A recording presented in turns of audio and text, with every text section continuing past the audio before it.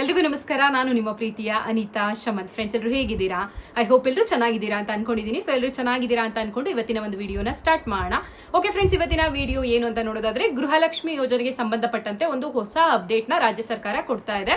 So ನೀವು ಕೂಡ TV ಮಾಧ್ಯಮದಲ್ಲಿ ನೋಡಿರ್ತೀರಾ ಅನ್ಕೊಂಡಿದ್ದೀನಿ, ಅಥವಾ ನ್ಯೂಸ್ ಪೇಪರ್ ಓದೋರಿದ್ರೆ ನಿಮಗೆ ಈಗ ಆಲ್ರೆಡಿ ಗೊತ್ತಾಗಿರತ್ತೆ.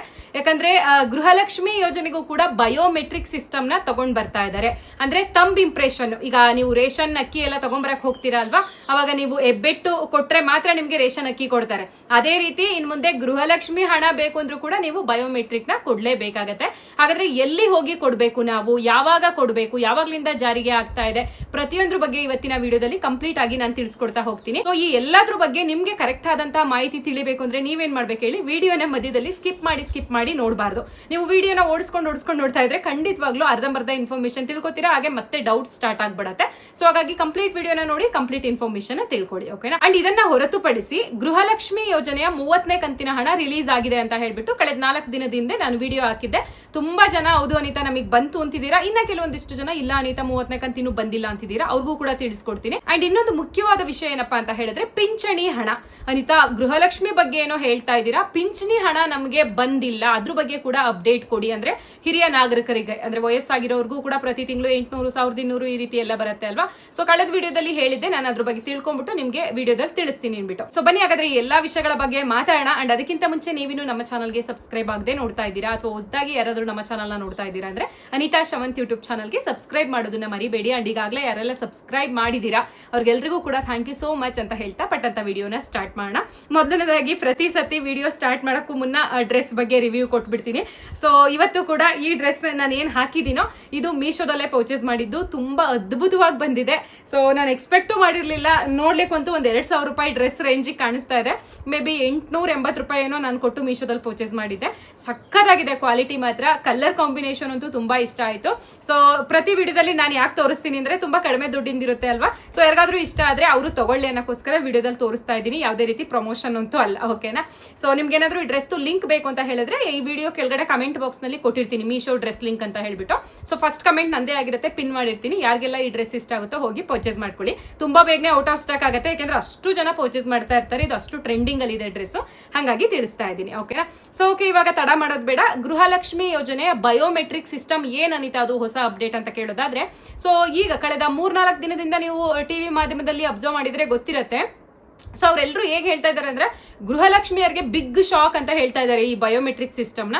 ನನಗೇನದು ಬಿಗ್ ಶಾಕ್ ಅಂತ ಅನ್ನಿಸ್ತಾ ಇಲ್ಲ. ಅದು ಮಾಡಿರೋದು ಇನ್ನು ಒಳ್ಳೇದೇ ಆಯ್ತು. ಯಾಕೆಂದ್ರೆ ಸೊ ಸರ್ಕಾರ ಇದನ್ನ ಮಾಡಿರೋ ಉದ್ದೇಶ ಏನು ಅಂತ ಹೇಳಿದ್ರೆ, ಈಗ ತೀರ್ಕೊಂಡಿರ್ತಾರೆ ಅಲ್ವಾ, ಸೊ ಅವ್ರ ಹೆಸರಲ್ಲಿ ಎಲ್ಲರೂ ಕೂಡ ಇನ್ನೂ ಗೃಹಲಕ್ಷ್ಮಿ ಯೋಜನೆ ಹಣವನ್ನ ತಗೊಂತಾ ಇದ್ದಾರೆ ಅವರ ಕುಟುಂಬಸ್ಥರುಗಳು. ಸೊ ಇದ್ರಿಂದನೇ ನಮ್ಗೆ 100 ಕೋಟಿ ಲಾಸ್ ಆಗಿದೆ. ಅಂದ್ರೆ ತೀರ್ಕೊಂಡಿದ್ರು ಕೂಡ ಗೃಹಲಕ್ಷ್ಮಿ ಯೋಜನೆ ಹಣ ಹೋಗ್ತಾ ಇದೆ ಅವ್ರ ಕುಟುಂಬಕ್ಕೆ. ಸೊ ಇದನ್ನ ಏನ್ ಮಾಡಿ ಕಂಡಿಡಿಯೋಕ್ಕೂ ಕೂಡ ಸಾಧ್ಯ ಆಗ್ತಾ ಇಲ್ಲ ಅಂತ ಹೇಳಿ ತಿಳಿಸ್ತಾ ಇರುವಂತದ್ದು. ಆದ್ರೆ ಖಂಡಿತ ಕಂಡಿಡಿಬಹುದು, ಸರ್ಕಾರದ ಕೈಲಿ ಕಂಡಿಡಿಯಕ್ ಆಗಲ್ವಾ, ಏನೋ ಒಂದ್ ಹೇಳ್ತಾರೆ. ಅಂಡ್ ಕಳೆದ ಬಾರಿ ಒಂದ್ಸತಿ ಅವ್ರು ಹೇಳಿದ್ರು, ನಾನು ನಿಮ್ಗೆ ವಿಡಿಯೋ ಮಾಡಿದ್ದೆ ಅನ್ಸುತ್ತೆ, ಜೀವಿತ ಪ್ರಮಾಣ ಪತ್ರವನ್ನ ನೀವು ಸಲ್ಲಿಸಬೇಕು ಗೃಹಲಕ್ಷ್ಮಿಯರು. ಅಂದ್ರೆ ಲೈಫ್ ಸರ್ಟಿಫಿಕೇಟ್ ಅಂತ ಏನ್ ಕರಿತೀವೋ ಅದನ್ನೆಲ್ಲರೂ ಸಬ್ಮಿಟ್ ಮಾಡ್ಬೇಕು ನಿಮ್ಗೆ, ಮತ್ತೆ ಗೃಹಲಕ್ಷ್ಮಿ ಯೋಜನೆ ಕಂಟಿನ್ಯೂ ಆಗ್ಬೇಕು ಅಂತ ಹೇಳಿದ್ರೆ ಅಂತ ಹೇಳಿ ಸರ್ಕಾರನೇ ತಿಳಿಸಿದ್ದಂಥದ್ದು. ಬಟ್ ಅವಾಗ ಏನಾಯ್ತು ಅಂತ ಹೇಳಿದ್ರೆ, ತುಂಬಾ ಅಪೋಸ್ ಮಾಡಿದ್ರು ವಿಪಕ್ಷಗಳಾಗಿರ್ಲಿ ಅಥವಾ ಮಹಿಳೆಯರಾಗಿರ್ಲಿ. ನಾವ್ ಹೆಂಗೆ ಜೀವಿತ ಪ್ರಮಾಣ ಪತ್ರವನ್ನ ಸಲ್ಲಿಸೋದು, ಅಥವಾ ಎಲ್ಲಿಗೆ ಹೋಗಿ ಆ ಲೈಫ್ ಸರ್ಟಿಫಿಕೇಟ್ ಮಾಡಿಸ್ಕೊಂಡ್ ಬರೋದು, ಯಾವ ಕಚೇರಿಗೆ ಹೋಗೋದು, ಅದು ಅಲ್ಲಿ ಅಲ್ದಾಡೋದು, ಅಥವಾ ಏಜ್ ಆಗಿರೋರು ಇರ್ತಾರೆ ಮನೆಯಲ್ಲಿ 60 ವರ್ಷದ ಮೇಲ್ಪಟ್ಟವ್ರಿಗೆ ಈಗ ಗೃಹಲಕ್ಷ್ಮಿ ಯೋಜನೆ ಎಷ್ಟೋ ಜನಗಳಿಗೆ ಬರ್ತಾ ಇದೆ, ಅವ್ರನ್ನೆಲ್ಲ ಯಾವ್ಯಾವ ಆಫೀಸ್ಗೆ ಅಂತ ನಾವು ಕರ್ಕೊಂಡು ಹೋಗೋದು ಆಗೋದಿಲ್ಲ ಅಂತ ಹೇಳ್ಬಿಟ್ಟು ಮಹಿಳೆಯರು ಕೂಡ ಇದ್ರ ವಿರುದ್ಧವಾಗಿ ಮಾತಾಡಿದ್ದಂಥದ್ದು. ಹಾಗಾಗಿ ಸರ್ಕಾರ ಅಂದ್ರೆ ಕಾಂಗ್ರೆಸ್ ಸರ್ಕಾರ ಏನ್ ಮಾಡ್ತು ಅಂದ್ರೆ, ಆ ಒಂದು ಏನು ಯೋಚನೆ ಮಾಡಿತ್ತು ಲೈಫ್ ಸರ್ಟಿಫಿಕೇಟ್ ಅನ್ನ ಸಬ್ಮಿಟ್ ಮಾಡ್ಬೇಕು ಅಂದ್ಬಿಟ್ಟು ಅದನ್ನ ಅಲ್ಲಿಗೆ ಕೈ ಬಿಟ್ರು. ಬಟ್ ಇವಾಗ ಹೊಸದಾಗಿ ಅವ್ರು ಏನ್ ಮಾಡ್ತಾ ಇದಾರೆ ಅಂತ ಹೇಳಿದ್ರೆ, ಸ್ವತಃ ನಮ್ಮ ಮಹಿಳಾ ಮತ್ತು ಮಕ್ಕಳ ಕಲ್ಯಾಣ ಇಲಾಖೆ ಸಚಿವೆಯಾದಂತ ಲಕ್ಷ್ಮಿ ಹೆಬ್ಬಾಳ್ಕರ್ ಮೇಡಮ್ ಅವರೇ ಸುತ್ತೋಲೆಯನ್ನ ನಮಗೂ ಕೂಡ ಕಳಿಸಿರುವಂತದ್ದು. ಅಂಡ್ ಎಲ್ಲಾ ಟಿವಿ ಮಾಧ್ಯಮಗಳಿಗೂ ಕೂಡ ಕಳಿಸಿದ್ದಾರೆ, ಜೊತೆಗೆ ನ್ಯೂಸ್ ಪೇಪರ್ ಅಲ್ಲೂ ಕೂಡ ಹಾಕ್ಸಿದ್ದಾರೆ. ಓಕೆನಾ? ಬೇಕಾದ್ರೆ ಆ ಫೋಟೋನ ನಾನು ಇಲ್ಲಿ ಸ್ಕ್ರೀನ್ ಮೇಲೆ ಹಾಕಿರ್ತೀನಿ, ಬೇಕಾದ್ರೆ ನೋಡ್ಕೊಳ್ಳಿ. ಅಂದ್ರೆ ಅವ್ರು ಹೇಳ್ತಾ ಇರೋದೇನು ಅಂತ ಹೇಳಿದ್ರೆ, ಸೊ ಒಂದು ಬಾರಿ ನೀವು ಅಂದ್ರೆ ಪ್ರತಿ ತಿಂಗಳಲ್ಲ, ಈಗ ನೀವು ರೇಷನ್ ತಗೋಬರಕ್ ಹೋಗ್ತೀರಾ ಅಲ್ವಾ ನ್ಯಾಯಬೆಲೆ ಅಂಗಡಿಗೆ, ಅಲ್ಲಿ ಪ್ರತಿ ತಿಂಗಳು ಹೆಬ್ಬೆಟ್ ಕೊಡ್ತೀರಾ, ಪ್ರತಿ ತಿಂಗಳು ನೀವು ಆ ತರ ಬಯೋಮೆಟ್ರಿಕ್ ತಂಪ್ ಕೊಟ್ರೆ ಮಾತ್ರನೇ ನಿಮ್ಗೆ ರೇಷನ್ ಕೊಡ್ ಕಳಿಸ್ತಾರೆ. ಗೃಹಲಕ್ಷ್ಮಿ ಹಂಗಲ್ಲ, ಕೇವಲ ಒಂದೇ ಒಂದ್ಸತಿ ಕೊಡ್ಬೇಕಂತೆ ಈ ಸಲ. ಓಕೆನಾ. ಒಂದ್ಸತಿ ನೀವು ಕೊಟ್ಬಿಡ್ರಿ ಬಂದು, ಯಾರ್ಯಾರೆಲ್ಲ ಗೃಹಲಕ್ಷ್ಮಿ ಯೋಜನೆ ಹಣವನ್ನ ತಗೋತಾ ಇರ್ತೀರಾ, ಸೊ ಒಂದ್ಸತಿ ಬಯೋಮೆಟ್ರಿಕ್ ಯಾರೆಲ್ಲ ಕೊಡ್ತಿರೋ ಅವ್ರಗಳಿಗೆ ಮಾತ್ರ ಗೃಹಲಕ್ಷ್ಮಿ ಯೋಜನೆ ಹಣ ಇನ್ ಮುಂದೆ ಮುಂದುವರ್ಕೊಂಡು ಹೋಗುತ್ತೆ. ಸೊ ಲೈಫ್ ಸರ್ಟಿಫಿಕೇಟ್ ಏನ್ ಸಬ್ಮಿಟ್ ಮಾಡೋದು ಬೇಡ, ಬಯೋಮೆಟ್ರಿಕ್ ಮಾತ್ರ ಮಾಡ್ಲೇಬೇಕು ಅಂತ ಹೇಳಿ ನಾವು ನಿರ್ಧಾರವನ್ನ ತಗೊಂಡಿದೀವಿ ಅಂತ ಹೇಳಿ ತಿಳಿಸ್ತಾ ಇರುವಂತದ್ದು. ಸೊ ನನ್ಗೆ ಅನುಮಾನ ಏನಪ್ಪಾ ಅಂತ ಹೇಳಿದ್ರೆ, ಕೇವಲ ಒಂದ್ಸತಿ ಕೊಟ್ಬಿಟ್ರೆ ಇವ್ರು ಅಂತಿದಾರಲ್ಲ, ಈಗ ಓಕೆ ಒಂದ್ 2 ತಿಂಗಳು 3 ತಿಂಗಳು ಬಿಟ್ಟು ಯಾರೋ ಒಬ್ರು ಏಜ್ ಆಗಿರೋರು ತೀರ್ಕೊಂಡಿರ್ತಾರೆ ಅಂತ ಅನ್ಕೊಳ್ಳೋಣ.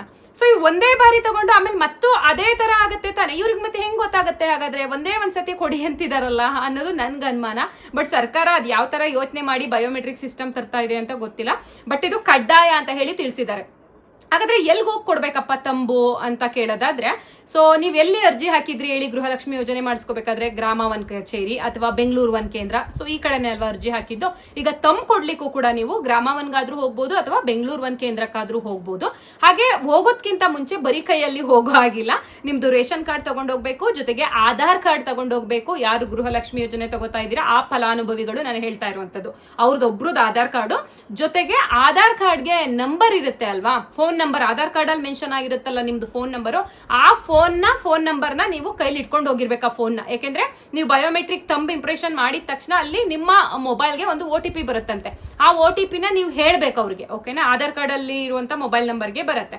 ಸೊ ಈ ತರ ವ್ಯವಸ್ಥೆಯನ್ನ ಇವಾಗ ಮಾಡ್ತಾ ಇರುವಂತದ್ದು. ಸೊ ಇಷ್ಟು ತಗೊಂಡು ಹೋಗ್ಬಿಟ್ಟು ಏನು ಬೆಂಗಳೂರು ಒನ್ ಕೇಂದ್ರದಲ್ಲಿ ನೀವು ಒಂದ್ಸತಿ ಯಾರಿದ್ದೀರಾ ಅವರು ಬಯೋಮೆಟ್ರಿಕ್ ಕೊಟ್ಟು ಬಂತು ಅಂತ ಹೇಳಿದ್ರೆ ನಿಮ್ಗಳಿಗೆ ಮುಂದಕ್ಕೆ ಬರ್ತಾ ಹೋಗುತ್ತೆ. ಯಾರು ಬರೋದಿಲ್ವೋ ತಂಬ್ ಕೊಡ್ಲಿಕ್ಕೆ, ಸೊ ಅವ್ರಗಳಿಗೆ ಮುಂದಕ್ಕೆ ನಾವು ಗೃಹಲಕ್ಷ್ಮಿ ಯೋಜನೆ ಹಣವನ್ನ ಕೊಡೋದೇ ಇಲ್ಲ. ಅವರು ತೀರ್ಕೊಂಡಾದ್ರೂ ಇರ್ಲಿ ಅಥವಾ ಬದುಕಾದ್ರೂ ಇರ್ಲಿ, ಬಯೋಮೆಟ್ರಿಕ್ ಕೊಟ್ಟಿಲ್ಲ ಅಂದ್ರೆ ನಾವು ತಿಳ್ಕೊಳ್ಳೋದು ಅವರು ಬದುಕಿಲ್ಲ ಭೂಮಿ ಮೇಲೆ, ಅದಕ್ಕೆ ಬಂದಿಲ್ಲ ಅಂತ ಹೇಳಿ ತಿಳ್ಕೊತೀವಿ. ಅವ್ರಿಗೆ ಕ್ಯಾನ್ಸಲ್ ಮಾಡ್ತೀವಿ, ಡಿಲೀಟ್ ಮಾಡ್ತೀವಿ ಪರ್ಮನೆಂಟ್ ಆಗಿ ಅವ್ರ ಹೆಸರನ್ನ ಅಂತ ಹೇಳಿ ಸ್ವತಃ ನಮ್ಮ ಉಪಮುಖ್ಯಮಂತ್ರಿಗಳಾದಂತಹ DK ಶಿವಕುಮಾರ್ ಸರ್ ಅವರು ಕೂಡ ಹೇಳಿಕೆಯನ್ನ ಕೊಟ್ಟಿರುವಂತದ್ದು. ಸೊ ಹಾಗಾದ್ರೆ ಈಗ ನೀವು ಕೇಳ್ತೀರಾ, ಅನಿತಾ ಹಾಗಾದ್ರೆ ನಾನು ಪಟ್ಟಂತ ಈಗಲೇ ಹೋಗ್ಬಿಡ್ಲಾ ಬೆಂಗಳೂರು ಒನ್ ಕೇಂದ್ರ ಗ್ರಾಮ ಒನ್ ಕೇಂದ್ರಕ್ಕೆ ಅಂತ ಹೇಳ್ಬಿಟ್ಟು. ಸೊ ಇದು ಸುತ್ತೋಲೆ ಏನ್ ಬಂದಿದೆಯೋ ಅದು 100% ಸತ್ಯ, ಓಕೆನಾ. ನೀವೆಲ್ಲಾದ್ರೂ ವಿಚಾರಿಸ್ಕೊಳ್ಳಿ, 100% ಸತ್ಯ. ಬೇಕಾದ್ರೆ ಬೆಂಗಳೂರು ಒನ್ ಕೇಂದ್ರಕ್ಕೂ ಹೋಗಿ ವಿಚಾರಿಸ್ಕೊಳ್ಳಿ, ಈ ತರ ನ್ಯೂಸ್ ನೋಡಿದ್ವಿ, ಈ ತರ ಬಂದಿದ್ಯಂತೆ ಅಂತ ಹೇಳ್ಬಿಟ್ಟು. ಆದ್ರೆ ಸೊ ಇವ್ರು ಏನ್ ಹೇಳಿದಾರೆ ಅಂದ್ರೆ, ನಾವು ಒಂದಿಷ್ಟು ಟೈಮ್ ಕೊಡ್ತಾರಂತೆ, ಅಂದ್ರೆ ಈ ದಿನಾಂಕದೊಳಗೆ ನೀವು ಬಂದು ಬಯೋಮೆಟ್ರಿಕ್ ಕೊಟ್ಬಿಡ್ಬೇಕು ಅಂತ ಹೇಳ್ಬಿಟ್ಟು. ಆ ಟೈಮ್ ನ ಇನ್ನೂ ಅನೌನ್ಸ್ ಮಾಡಿಲ್ಲ, ಅಂದ್ರೆ ಇಷ್ಟು ದಿನದೊಳಗಡೆ ಬರ್ಬೇಕು ಅಂದ್ಬಿಟ್ಟು ಇನ್ನೂ ಅನೌನ್ಸ್ ಮಾಡಿಲ್ಲ. ಸೊ ಹಾಗಾಗಿ ನೀವು ಸ್ವಲ್ಪ ಪೇಷನ್ಸ್ ಇಂದ ಕಾಯ್ಬೇಕಾಗತ್ತೆ. ಅಥವಾ ಯಾರಾದ್ರೂ ಫ್ರೀ ಆಗಿದ್ರಿ, ನಿಮ್ ಮನೆ ಹತ್ರನೇ ಬೆಂಗಳೂರು ಒನ್ ಗ್ರಾಮ ಒನ್ ಕೇಂದ್ರ ಇತ್ತು ಅಂದ್ರೆ ಒಮ್ಮೆ ಹೋಗಿ ವಿಚಾರಿಸಿ, ಈ ತರ ಇದೆಯಂತಲ್ಲ, ಈಗ ಆಲ್ರೆಡಿ ನೀವು ತಗೋತಾ ಇದ್ದೀರಾ, ಅದನ್ನ ನಾವು ಈಗ ಆಲ್ರೆಡಿ ಕೊಡ್ಬೋದಾ ಅಥವಾ ಇನ್ನ ಸ್ವಲ್ಪ ದಿನ ಕಾಯ್ಬೇಕಂತ ಹೇಳಿ ಕೇಳಿ ನೋಡ್ಬಿಟ್ಟು. ಸೊ ಆದಷ್ಟು ಬೇಗ ನನಗೆ ಗೊತ್ತಾಯ್ತು ಅಂದ್ರೆ ನಾನು ಖಂಡಿತ ಮತ್ತೆ ಅದು ಡೇಟ್ ಅನೌನ್ಸ್ ಮಾಡಿದ ತಕ್ಷಣ ನಿಮಗೆ ತಿಳಿಸ್ತೀನಿ. ಬಟ್ ಈ ವಿಚಾರ ನಿಮಗೆ ಮುಂಚೆನೆ ಗೊತ್ತಿರ್ಲಿ, ಯಾಕೆಂದ್ರೆ ಗೃಹಲಕ್ಷ್ಮಿ ಅಂದ ತಕ್ಷಣ ನಿಮಗೆ ನೆನಪಾಗೋದು ನಾನು ಅಂತ ನಾನು ಅನ್ಕೊಂಡಿದ್ದೀನಿ, ಗೊತ್ತಿಲ್ಲ. ಆದ್ರೆ ಯಾಕೆಂದ್ರೆ ತುಂಬಾ ಜನ ನೋಡ್ತೀರಾ, ಲಕ್ಷಾಂತರ ಜನ ನನ್ನ ವಿಡಿಯೋಗೋಸ್ಕರ ಕಾಯ್ತಿರ್ತೀರಲ್ವಾ. ಸೊ ಹಾಗಾಗಿ ನನಗೆ ಏನೇ ಗೊತ್ತಾದ್ರೂ ಕೂಡ ನಿಮಗೆ ಬಂದು ತಿಳಿಸ್ತಾ ಇರ್ತೀನಿ. ಸೊ ನಾನು ಬೆಂಗಳೂರು ಒನ್ ಕೇಂದ್ರಗೆ ಹೋಗಿ ಅಂದ್ರೆ ನೇರವಾಗಿ ಅವ್ರ ಹತ್ರ ವಿಷಯ ತಿಳ್ಕೊಂಡ್ ಬರೋಣ, ಆಲ್ರೆಡಿ ತಗೊಂತಾ ಇದಾರ ಏನು ಅಂತ ಹೇಳಿ ಕೇಳೋಣ ಅನ್ಕೊಂಡಿದೀನಿ. ಸದ್ಯಕ್ಕೆ ಇವತ್ತು ಸ್ವಲ್ಪ ಬಿಸಿ ಇದ್ದೀನಿ. ಸೊ ನಾಳೆ ಅಥವಾ ನಾಡಿದ್ದು ಹೋಗಿ ತಿಳ್ಕೊಂಡ್ ಬಂದ್ಬಿಟ್ಟು ಅದಾದ ನಂತರ ಎಸ್ ಖಂಡಿತವಾಗ್ಲೂ ಆಗ್ತಾ ಇದೆ ಅಂತ ಅಂದ್ರೆ ನೀವು ಪಟ್ಟಂತ ಹೋಗ್ರಿ, ಯಾಕೆಂದ್ರೆ ರಶ್ ಆಗಿ ಹೋಗಿರುತ್ತೆ. ನೋಡಿರ್ತೀರಲ್ಲ, ಗೃಹಲಕ್ಷ್ಮಿ ಅಪ್ಲಿಕೇಶನ್ ಹಾಕ್ಬೇಕಾದ್ರೆ ಎಷ್ಟೊಂದು ರಶ್ ಇರ್ತಿತ್ತು, ಕ್ಯೂ ನಿಲ್ತಾ ಇತ್ತು. ಸೊ ನನ್ನ ವಿಡಿಯೋ ನೋಡಿ ಹೌದು ತಗೊಂತಾ ಇದಾರೆ ಅಂದ್ರೆ ಅವತ್ತಿನ ದಿನ ನೀವು ಫ್ರೀ ಮಾಡ್ಕೊಂಡು ಬೇಗ ಬೇಗ ಹೋಗುರಂತೆ. ಸದ್ಯಕ್ಕೆ ಎಲ್ಲರೂ ಇವತ್ತಿಂದಾನೇ ಕ್ಯೂ ಅಂತೂ ನಿಲ್ಲಕ್ ಹೋಗ್ಬೇಡಿ, ಆಯ್ತಾ. ಸೊ ನಾನು ಹೇಳೋ ತನಕ ವೇಟ್ ಮಾಡಿ, ಅಥವಾ ನೀವೇ ಆದ್ರೂ ಹೋಗ್ಬಿಟ್ಟು ವಿಚಾರಿಸ್ಕೊಂಡ್ ಬಂದು ನನಗೆ ಕಮೆಂಟ್ ಮಾಡಿ ತಿಳಿಸಿ, ಹೌದು ಅನಿತಾ ತಗೋತಾ ಇದಾರಂತೆ ಅನ್ಬಿಟ್ಟು. ಇಲ್ಲ ತಗೋತಾ ಇಲ್ಲ ಅಂದ್ರೂ ಕೂಡ ಒಂದು ಕಮೆಂಟ್ ಮಾಡಿ ತಿಳಿಸೋದನ್ನ ಮರಿಬೇಡಿ, ಆಯ್ತಾ. ಸೊ ಇದಾಗಿತ್ತು ಬಯೋಮೆಟ್ರಿಕ್ದು ಈಗ ಬಂದಿರುವಂತದ್ದು. ಅಂಡ್ ಇನ್ನೊಂದು ನನ್ಗೆ ಏನ್ ಅನ್ಸುತ್ತೆ ಅಂತ ಹೇಳಿದ್ರೆ, ಈಗ ಪ್ರತಿ ತಿಂಗಳು ರೇಷನ್ ತಗೋಬರಕ್ ಹೋದಾಗ ಅದೇ ಮನೆ ಯಜಮಾನಿ ಹೆಬ್ಬೆಟ್ ಕೊಟ್ರೇನೆ ಅಲ್ವಾ ರೇಷನ್ ಕೊಡುವಂತದ್ದು, ಅಲ್ಲೇ ಸರ್ಕಾರಕ್ಕೆ ಸಿಕ್ಕೋಗ್ಬಿಡುತ್ತಪ್ಪ ಈ ಬದುಕಿದಾರ ಇಲ್ವಾ ಅಂತ ಹೇಳ್ಬಿಟ್ಟು. ಅದನ್ನ ಟ್ಯಾಲಿ ಮಾಡ್ಕೊಂಡೇ ಇವ್ರು ಗೃಹಲಕ್ಷ್ಮಿ ಯೋಜನೆ ಹಣವನ್ನ ಕೊಡ್ಬೋದಲ್ವಾ. ಮತ್ತೆ ಯಾಕೆ ಇದಕ್ಕೂ ಒಂದ್ಸತಿ ಕೊಡಿ ಕೊಡಿ ಅಂತಿದಾರೋ ಗೊತ್ತಿಲ್ಲ, ಸುಮ್ನೆ ಟೈಮ್ ವೇಸ್ಟ್ ಇದೆಲ್ಲ. ಬಟ್ ಏನು ಮಾಡಕ್ಕಾಗಲ್ಲ, ಇದರಿಂದ ಒಂದ್ ಸ್ವಲ್ಪ 1 ತಿಂಗಳು 2 ತಿಂಗಳು ತಳ್ಬೋದಲ್ವಾ, ದುಡ್ಡು ಕೊಡೋದನ್ನ ಲೇಟ್ ಮಾಡ್ಬೋದಲ್ವಾ ಅನ್ನೋ ಒಂದು ಉದ್ದೇಶ ಅವ್ರದ್ದಾಗಿರ್ಬೋದೇನೋ ಅಂತ ಹೇಳಿ ನನ್ಗನ್ಸುತ್ತೆ. ಯಾಕೆಂದ್ರೆ ಸರ್ಕಾರದ ಬಳಿನೂ ಯಾವಾಗ್ಲೂ ಕೋಟಿ ಕೋಟಿ ಹಣನೇ ಇಟ್ಕೊಂಡು ಕೂತಿರೋದಿಲ್ಲ, ಅವರು ಕೂಡ ಸಾಲ ಮಾಡ್ತಾ ಇರ್ತಾರೆ.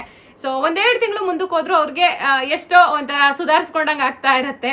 ಜನ ಅಲ್ಲಿಗೆ ಇದ್ರ ಕಡೆ ಬ್ಯುಸಿ ಆಗಿರ್ತಾರೆ, ಬಯೋಮೆಟ್ರಿಕ್ ಅಂದ್ಬಿಟ್ಟು 1 ತಿಂಗಳು ಹಣ ಬಂದಿಲ್ಲ ಅಂತ ಹೇಳಿ ಎಲ್ಲ ಅದನ್ನ ಅಷ್ಟಕ್ಕಷ್ಟೇ ಮರ್ತಿರ್ತಾರೆ, ಮತ್ತೆ ಕೊಡ್ತಾರೆ ಅಂತ ಕಾಯ್ತಿರ್ತಾರಲ್ವಾ. ಮೇ ಬಿ ಇರ್ಬೋದೇನೋ ಅಂತ ನಾನು ಅನ್ಕೊಂಡಿದ್ದೀನಿ. ಸೊ ಇದಾಗಿತ್ತು ಗೃಹಲಕ್ಷ್ಮಿ ಯೋಜನೆ ವಿಡಿಯೋ. ಅಂಡ್ ನೆಕ್ಸ್ಟ್ ಏನ್ ಹೇಳ್ತಾರೆ, ಪಿಂಚಣಿ ಹಣದ ಬಗ್ಗೆ ಕೇಳ್ತಿದ್ರಿ ಅಲ್ವಾ. ಪಿಂಚಣಿ ಹಣ ಮೊನ್ನೆಯಿಂದಾನೇ ರಿಲೀಸ್ ಆಗಿದೆ ಅಂತ ಹೇಳಿ ಆಫೀಸಿಂದಾನೇ ತಿಳಿಸಿರುವಂತದ್ದು. ಸೊ ಖುಷಿ ಆಯ್ತು ನನಗೆ. ಮೊನ್ನೆ ಬೆಳಿಗ್ಗೆ 9 ಗಂಟೆಯಿಂದಾನೇ ಹಾಕಿದ್ದಾರೆ.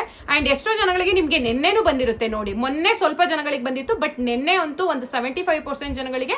ಸೊ ವೃದ್ಧಾಪ್ಯ ವೇತನ ಆಗಿರ್ಬೋದು, ಅಂಗವಿಕಲರ ವೇತನ ಆಗಿರ್ಬೋದು, ಅಥವಾ ಏನ್ ಹೇಳ್ತಾರೆ, ಅಥವಾ ಇನ್ನೇನ್ ಹೇಳ್ತಾರೆ, ವಿಧವಾ ವೇತನ 800 ರೂಪಾಯಿ ಎಲ್ಲ ಬರುತ್ತಲ್ಲ, ಅದೆಲ್ಲ ಒಂದು ಹಣವನ್ನ ರಿಲೀಸ್ ಮಾಡಿದೀವಿ ಅಂತ ಹೇಳಿ ತಿಳಿಸಿದ್ದಾರೆ. ಸೊ ನಿಮ್ಗಳಿಗೆ ಡಬಲ್ ಧಮಾಕ, ಈ ಕಡೆ ಪಿಂಚಣಿ ಹಣ ಪ್ಲಸ್ 2000 ರೂಪಾಯಿ 30ನೇ ಕಂತು ಕೂಡ ಬಂದಿದೆ. ಖುಷಿಯಾಗಿದ್ದೀರಾ ಅನ್ಕೊಂಡಿದೀನಿ. ಸೊ ನಿಮ್ಗೆ ಏನಕ್ಕೆ ಖರ್ಚಿಗೆ ಅದು ಅಗತ್ಯ ಇದೆಯೋ ಅದಕ್ಕೆ ಉಪಯೋಗ ಮಾಡ್ಕೊಳ್ಳಿ. ಅಂಡ್ 30ನೇ ಕಂತಿನ ಹಣ ಇನ್ನೂ ಯಾರಿಗಾದ್ರೂ ಬಂದಿಲ್ಲ ಅಂದ್ರೆ ಖಂಡಿತ ವರಿ ಮಾಡ್ಕೋಬೇಡಿ, ಬಂದೇ ಬರುತ್ತೆ.